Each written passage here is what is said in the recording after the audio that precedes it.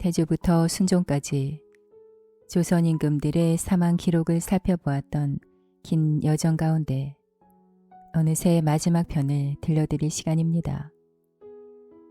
오늘은 헌종부터 철종, 고종, 그리고 조선의 마지막 임금 순종까지 준비했습니다. 조선이 일본에 의해 무력으로 침탈당하면서 조선 임금의 운명이 곧 조선의 운명이었기에 고종과 순종의 석연치 않은 죽음 앞에 많이 서글펐습니다. 마치 조선의 마지막을 목격하는 것 같은 씁쓸함이지만 그래도 우리의 역사이기에 이 또한 알고 있는 게 중요하겠죠. 끝까지 함께 해주세요.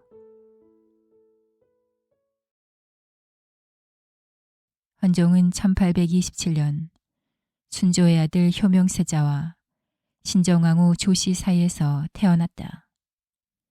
순조가 사망한 1834년 8살의 나이로 왕위에 올라 15년 동안 나라를 다스리고 1849년 창덕궁 중의당에서 사망해 23세의 일생을 마쳤다. 조선 후기로 갈수록 왕손이 귀해져 왕위 계승 문제가 갈수록 심해지고 어려워졌으며 왕실의 권위와 힘은 약해져만 갔다. 헌종은 이런 시대에 즉위했다. 헌종은 왕위에 올랐지만 너무 나이가 어려 친정이 불가능했기 때문에 순조의 비인 순원왕후가 수렴 청정을 했다. 헌종이 10살이 되자 순원왕후는 왕비 간택을 서둘렀다. 영흥 부원군 김조근의 딸을 왕비로 맞이하고 4년 뒤에 가래를 올렸다. 그러나 몸이 약했던 왕비가 병에 걸려 세상을 떠나자 익풍부원군 홍재룡의 딸을 계비로 맞이했다. 그녀가 효정왕후 홍씨다. 15년의 재위기간 중 6년의 수렴청정 기간을 제하면 9년여의 짧은 친정을 펼친 헌종은 그나마 이 기간에도 세도 정치의 그늘에서 벗어나지 못했다. 정권을 잡기 위한 안동 김씨와 풍양 조씨 일가의 권력 투쟁에 휘말리다가 적절한 민생 안정책도 세우지 못했다. 또한 급변하는 국내외 정세를 읽지 못하는 정치력으로 거기에 적절하게 대응하거나 대비하는 모습을 보이지 못했다. 그리고 헌종은 후사 없이 사망했다. 행장은 당시의 상황을 이렇게 설명한다. 봄부터 병환이 들어 점점 시일이 갈수록 피곤함을 보이셨으나 오히려 만기를 수작해 조금도 게을리하지 않으셨다. 태묘에 전기하는 일과 기회를 시험하고 선비를 시험하는 일 같은데 이르러서도 편찮다 하여 행하지 않음이 없었으니 대개 절제해 고요히 조섭하시는 방도를 또한 잃은 바가 많았다. 헌종은 조선시대를 통틀어 가장 미남이었다. 훤칠한 키에 수려한 이목구비를 갖고 있어서 궁궐 안에서도 흠모하는 궁녀가 많았다. 궁녀치고 왕의 승은을 입지 않은 여인이 드물 정도로 여성 편력이 자유분방했다고 한다. 헌종이 그렇게 여자를 탐닉한 데는 이유가 있었다. 외척의 세도 정치 때문에 무력한 왕이 딱히 할 일이 없었기 때문이다. 이런 헌종의 행동에 역사가들은 종마로 살아야 했던 조선 왕들의 단면을 보여주는 예라고 표현하지만 글쎄 과연 그럴까? 여자의 치마 속만 들여다본다면 누가 큰일을 할 수 있다는 말인가? 식탐과 성욕은 자신이 원할 때 최고의 기쁨의 경지에 도달하지만 싫을 때는 몸의 신체적 반응이 작동하지 못한다. 먹기 싫어하는 사람에게 음식을 권하는 것과 여자를 멀리하는 남자에게 그 어떤 아름다운 미모를 가진 여자와의 잠자리는 전혀 몸의 반응을 일으키지 않는다. 쉽게 표현해 세도 정치로 아무것도 할 수 없었던 상황에서 현종이 유일하게 잘하는 일은 여자를 탐하는 것이었다. 헌종의 질병은 헌종실록에 자세하게 기록되어 있지 않다. 1843년 9월에 헌종은 두창을 앓았다. 1849년 4월에 안색이 초췌하고 윤기가 없었다. 헌종은 채기가 있을 뿐 별 탈이 없다고 했으나 그 후 안면에 부종이 있다고 말했다. 이로부터 2개월이 지난 후 사망의 원인을 단정하기 어려우나 심장질환이 아닌가 추정된다. 대부분의 한의사들도 헌종을 죽음으로 몰고 간 질병을 심장사라고 추측한다. 헌종이 죽기 전 얼굴과 발이 붓고 소변 보기가 곤란해 이뇨제를 복용한 것과 녹용이 들어간 약재를 수천 첩 복용했다는 것이 기록의 전부다. 설사가 지속되고 이를 치료하는 평친탕을 복용하고 녹용이 약방에 들어갔다는 기록이 있다. 장에 탈이 나서 배가 아프고 설사를 하는데 녹용이 들어간 처방을 계속하면 어떻게 되는 것일까? 헌종은 왜 녹용에 집착했을까? 헌종은 녹용이 가진 정력 강화 효과에 관심을 가졌던 것이다. 궁궐 안에 있는 모든 궁녀를 취했던 헌종에게는 정력이 떨어질 것을 걱정해 녹용을 입에 달고 살았을 가능성이 많다. 그러나 동의보감은 녹용을 지나치게 많이 복용하면 입맛이 없어지거나 설사를 할 수 있다고 경고한다. 헌종은 죽음 직전에 설사가 지속되었고 얼굴과 발이 붓는 증세가 나타났다. 헌종은 설사가 날 때 설사를 멈추기 위해 이뇨제를 계속해 복용했다. 그리고 녹용과 인삼이 들어간 귀용 군자탕을 복용했다. 헌종실록에는 없지만 헌종은 혹시 오래전부터 신부전증을 앓았던 것은 아닐까 하는 의구심이 든다. 그로 인해 약해진 성기능 장애를 극복하기 위해 녹용과 인삼을 복용했고 이로 인해 심장질환이 발생해 심장마비로 사망한 것으로 추측된다. 철종은 1831년 전개대원군과 용성 부대부인 염씨 사이에서 태어났다. 사도세자의 서자인 은원군의 손자이기도 하다. 할아버지가 역적으로 물려 천의 고아가 된 철종은 강화에서 숨어 살다가 헌종이 사망하자 1849년 19살의 나이로 왕위 올랐다. 핏줄을 중요하게 여기던 시대라서 가능했던 일이다. 철종의 즉위는 안동 김씨의 장기 집권 전략과 깊은 관련이 있다. 대왕 대비 순원 왕후의 명으로 왕위에 올랐지만 철종은 농부에 불과했기 때문에 대왕 대비가 잠시 수렴 청정을 했다. 1851년 21살이 되던 해 대왕 대비의 근친 김문근의 딸을 왕으로 맞이했고 안동 김씨의 세도 정치가 이어졌다. 철종은 1852년부터 친정을 시작했지만 안동 김씨의 전행을 막지 못했고 삼정의 문란은 극에 달했다. 철종 말년에는 최재우가 동학을 창시했다. 1862년에는 진주 밀란을 시작으로 전국 각지에서 밀란이 폭발했다. 1863년 동학교주 최재우를 잡아 대구 경상 가명으로 압송했다.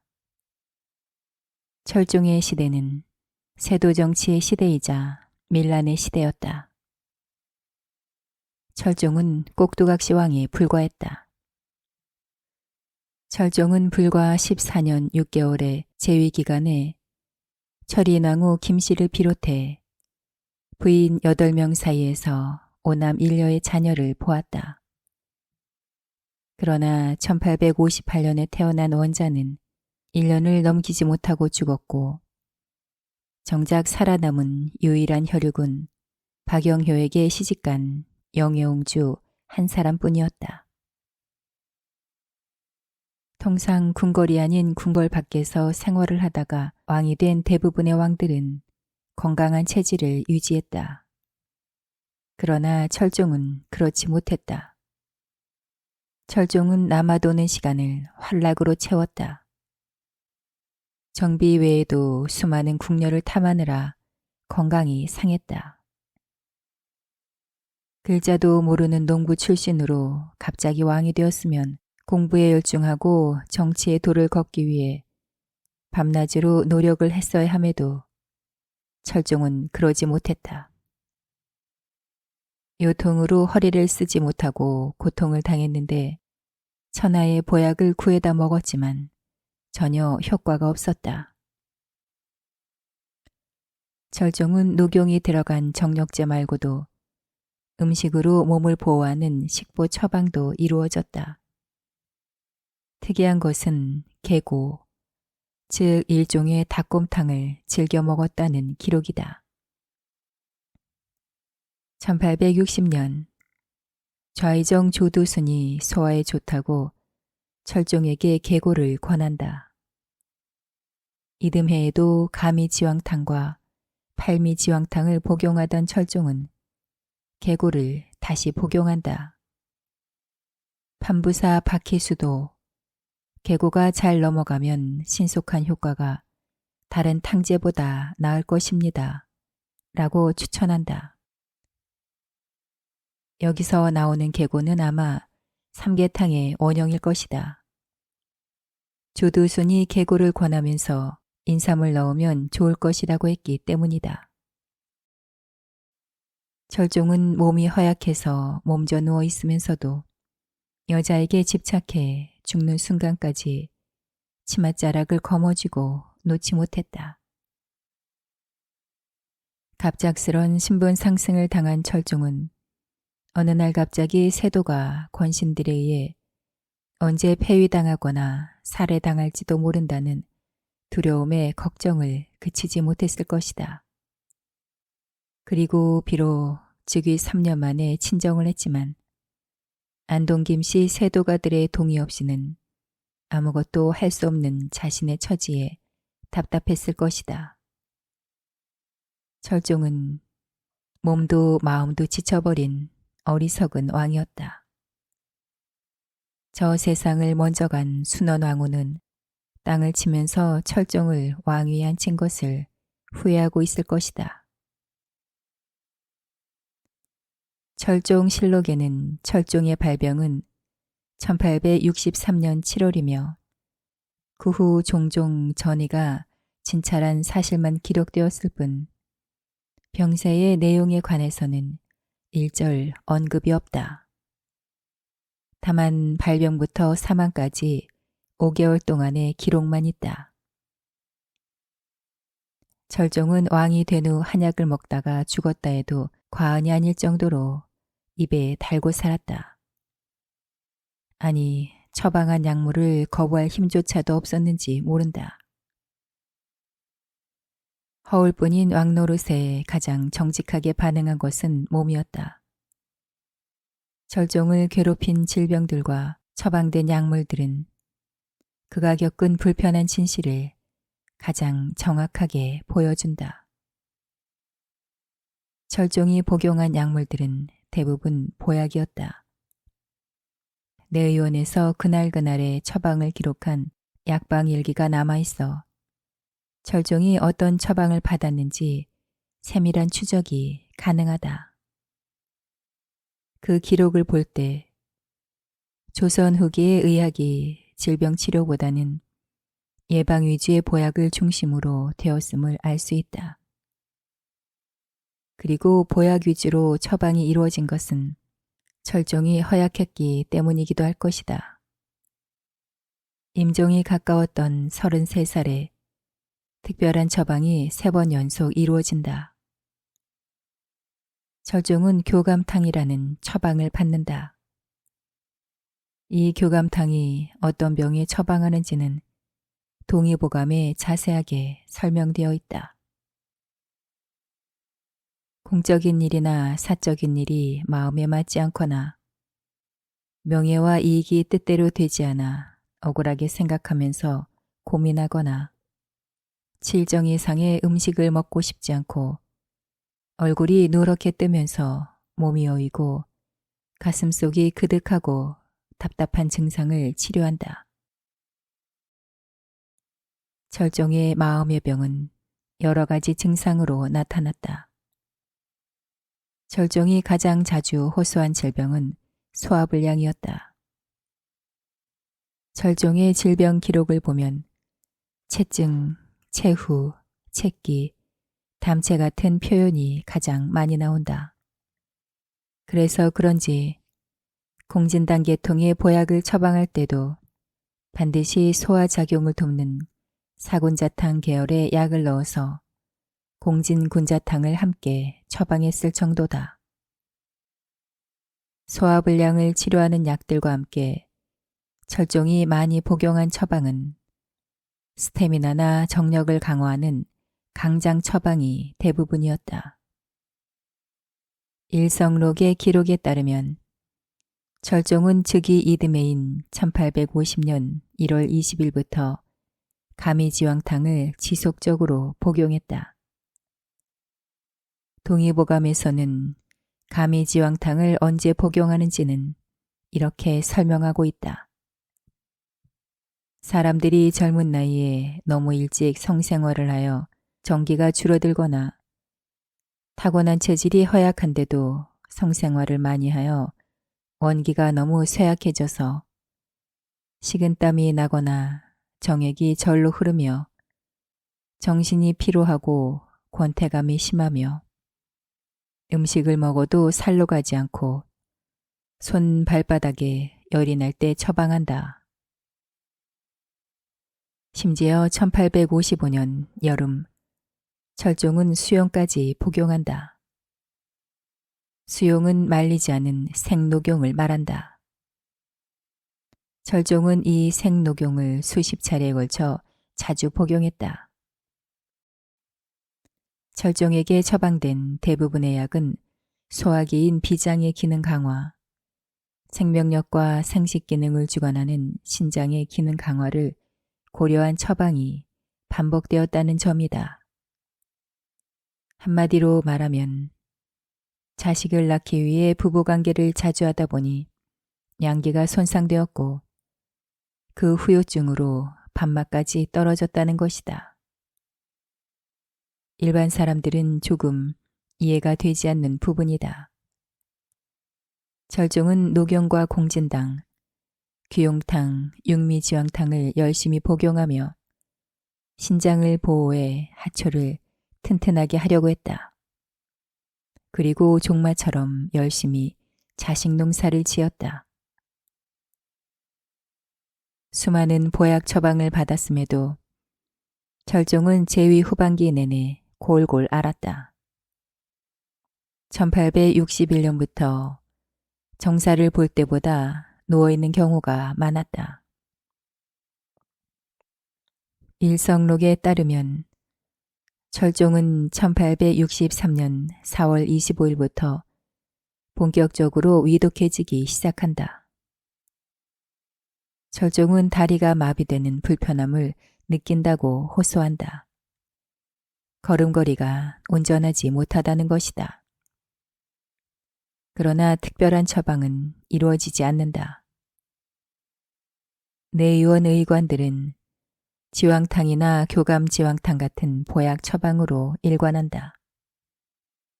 마지막 처방은 12월 2일 성양 이진탕에 인삼과 부자를 5돈이나 넣은 것이었다. 양기만이라도 돌아오기를 기원하는 자포자기식 처방이다. 결국 철종은 12월 8일 묘시에 세상을 떠났다. 한창 나이인 33살이었다.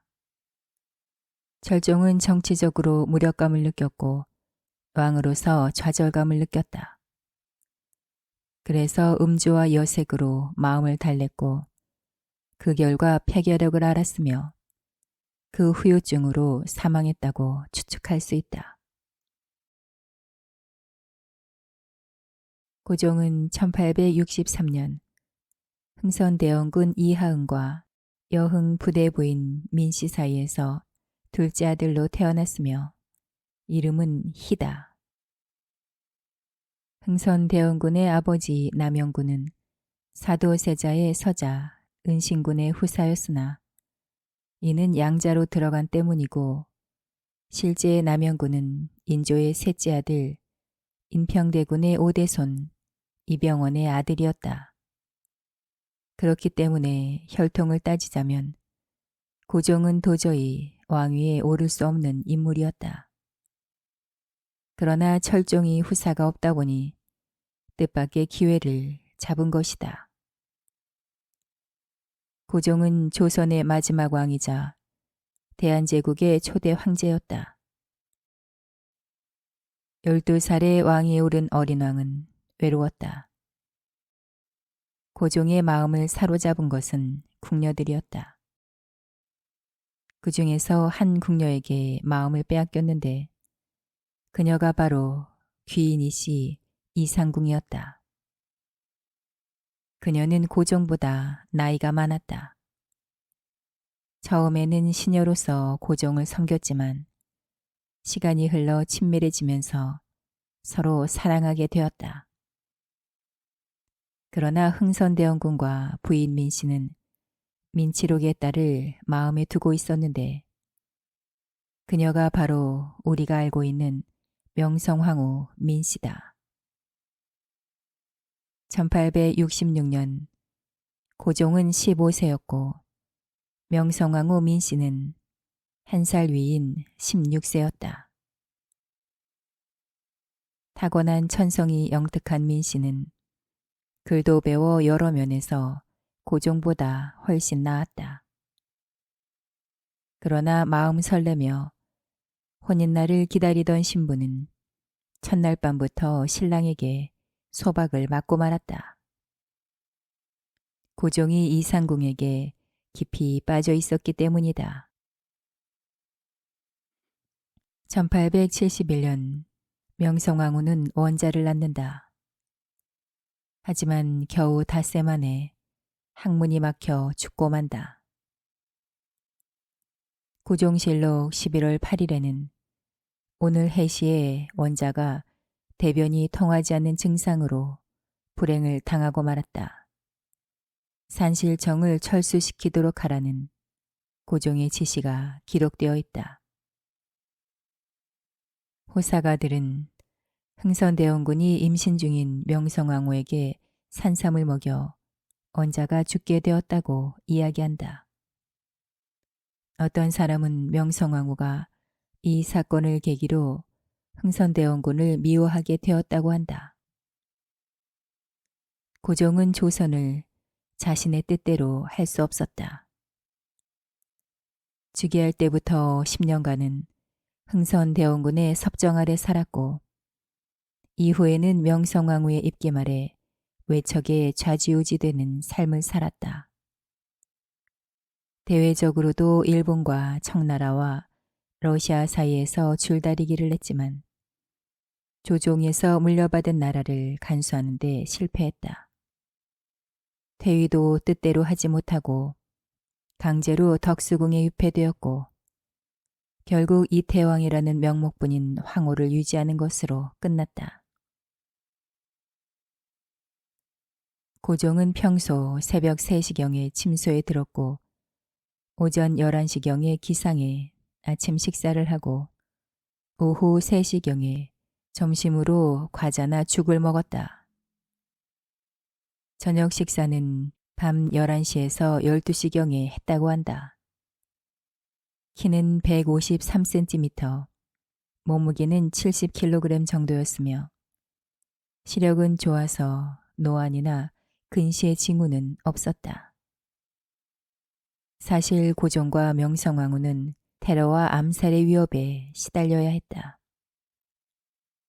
갑신정변 같은 쿠데타와 이모군란 같은 변란, 을미사병 같은 외국 군대의 궁궐 침탈 등으로 고종의 재위 기간은 잠시도 평안하지 않았다.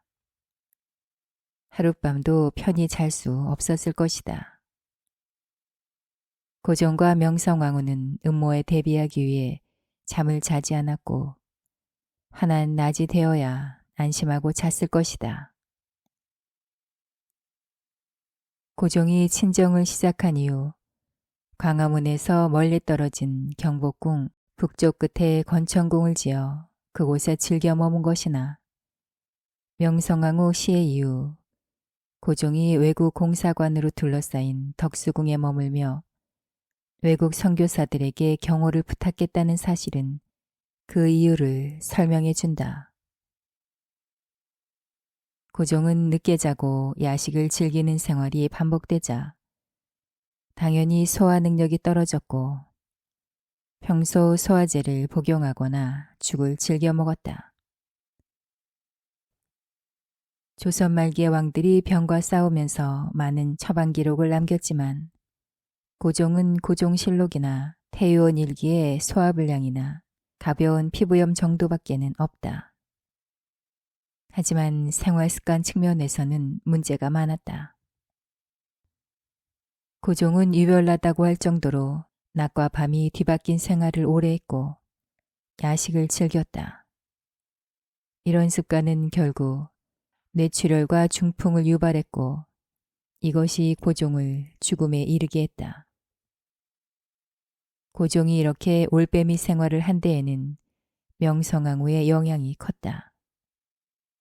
비록 양오빠였지만 외척 중 가까운 사람인 민승호가 1874년 11월 폭탄 테러로 사망한 이후 명성황후와 잠자리를 갖지 못했다.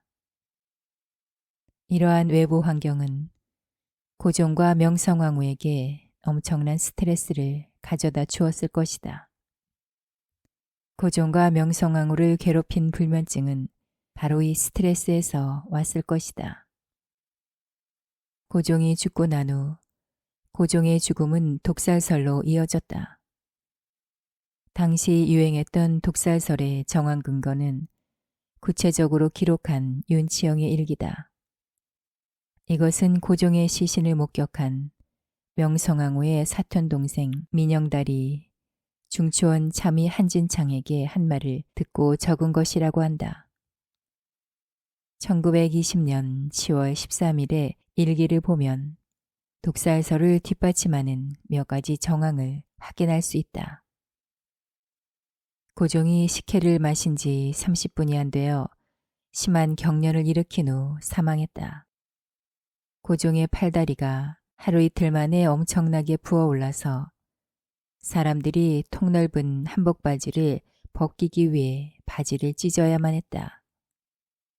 민영달과 몇몇 인사는 약용솜으로 고종의 입안을 닦아내다가 고종의 이가 모두 빠져있고 혀는 닳아 없어졌음을 발견했다. 30cm나 되는 검은 줄이 목 부위에서 복부까지 길게 나 있었다. 고종이 사망한 직후 궁녀 2명이 의문사기됐다. 일제는 고종의 독살설을 해명하기 위해 경성일보와 매일신보에 고종을 진찰한 일본인 의사들의 인터뷰는 물론이고 장문의 해명 기사를 올렸다. 먼저 식혜 독살설은 이렇게 반박했다. 밤 11시경 나인 신흥선이 은그릇에 담은 식혜를 바쳤는데 그중 10분의 1을 고종이 마시고 나머지는 나인 양춘기, 이완흥, 최연식, 김옥기, 김정한 등이 나눠 마셨는데 그 나인들은 모두 무사했다는 것이다. 의료 기록만 가지고 본다면 고종은 독살되지 않았다. 아마 고종을 죽음으로 이끈 뇌출혈의 직접적인 원인은 그의 머리를 짓누르고 있던 스트레스였을 것이다. 고종은 1919년에 갑자기 병이 깊어졌다. 그가 사망하기 전날 밤 11시에 받았던 시의들의 진찰에는 아무런 이상이 없었는데 자정을 넘기고 오전 1시 45분경에 돌연히 뇌출혈이 발생했다고 한다. 당시 전의들의 의료 기록에도 고종이 졸중풍으로 매우 위독해져 사망했다고 나와 있다. 고종의 갑작스러운 죽음은 여러 가지 의문점이 많다. 고종의 망명을 준비했던 사람들은 한결같이 이 사실이 누설되어 일본이 독살한 것이라고 증언하고 있다. 일제가 편찬한 순종실록 부록에 고종의 와병 기록이 나오는 것은 1919년 1월 20일이다. 그러나 이 기록은 고종의 병명도 없이 그저 병이 깊어 그날 일본 도쿄에 있던 황세자 영친왕에게 전보로 알렸다고만 되어 있다. 문제는 그날 밤 고종의 병세가 깊어지자 숙직한 인물이 바로 일본의 자작 자귀를 받은 이완용과 이기용이었다는 점이다. 그리고 다음 날 묘시에 고종은 덕수궁 함령전에서 사망했다. 그러므로 고종의 임종을 지켜본 인물은 헤이그 밀사 사건 때 고종에게 일본에 가 일왕에게 사죄하든지 퇴위하라고 윽박질렀던 이완용과 친일파뿐이었다. 고종이 1월 20일에 사망했는지 아니면 1월 21일에 사망했는지도 불분명하다. 그 사이 이완용과 이기용이 고종에게 어떤 짓을 했는지도 알 수 없다. 더구나 일본은 고종의 사망 사실을 하루 동안 숨겼다가 발표했는데 그 방식도 신문 호해를 통한 비공식적인 것이었다. 병명은 사망의 경우에 흔히 갖다 붙이는 뇌출혈이었다. 고종이 나이도 들고 밤잠을 제대로 자지 못한다는 생활 습관이 있어 뇌출혈로 죽었다고 기록하는 것은 누가 봐도 의심할 여지가 없을 것이다. 그러나 일제가 조선 총독부 칙령 제9호로 이태왕이 돌아가셨으므로 오늘부터 3일간 감호음곡을 중지한다 라고 결정한 것은 1월 27일이었다. 일주일이 지난 뒤에야 이런 칙령을 내려 뒷북을 치고 있는 것이다. 이 일주일 동안 조선 총독부와 일본 정부 사이에 무슨 일이 있었는지는 추측만 가능할 뿐이다. 독립운동가들은 고종을 독살한 장본인으로 두 인물을 지목한다. 이왕직 장시국장이자 남작 직위를 받은 한창수와 시종관 한상학이 일제의 하수인으로 고종을 독살했다는 것이다. 이증복은 연합뉴스에 1919년 12월 19일 밤에 두 한씨가 독약이 들어있는 식혜를 올려 독살했다고 적고 있다. 성신여자대학교 구양근 교수가 일본 외무성 외교사료관에서 찾아낸 국민대회 명의의 성명서에는 이 독살설을 지지하는 기록이 나온다. 고종이 사망한 그달에 열린 국민대회 성명서가 그것인데 그 내용 중에 그들은 출로가 막히자 후일을 두려워해 간신배를 사서 시해하기로 했다. 윤덕영, 한상아, 두 역적을 시켜 식사 당번을 하는 두 궁녀로 하여금 밤잠에 독약을 타서 올려 시해했다라는 것이다. 이처럼 고종의 독살설은 단순한 설이 아니라 고종의 임종을 지켜본 이완용과 이기용, 독살의 혐의를 받고 있는 한창수, 한상학, 윤덕영 등의 이름이 실명으로 거론될 만큼 아주 구체성을 띠고 있다. 고종의 독살설이 시중에 널리 유포되고 이를 사실로 확신하게 된 것은 이런 구체적인 정황 때문이다.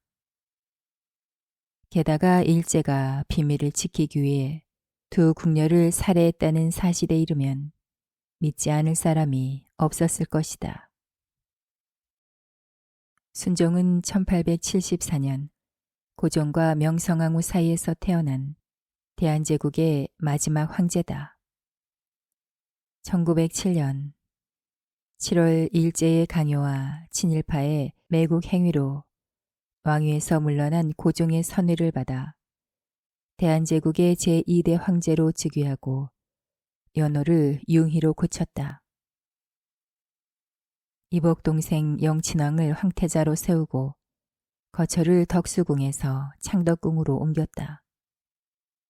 한일 신협약을 체결하고 일본인의 대한제국 관리 임용을 허용해 사실상 국내 정치는 일본으로 넘어갔다.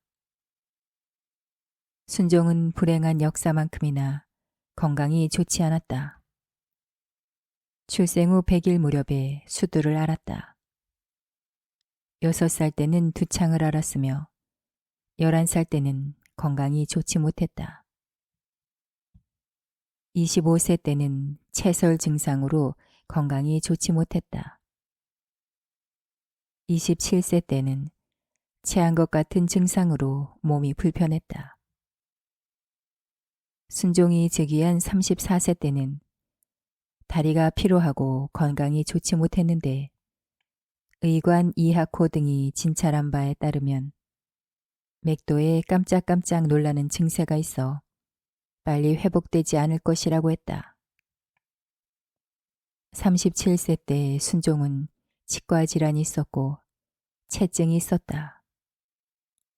41세 때 치아가 아파 치료를 받은 기록이 있으며 43세 때는 발에 불편한 증상이 있었다.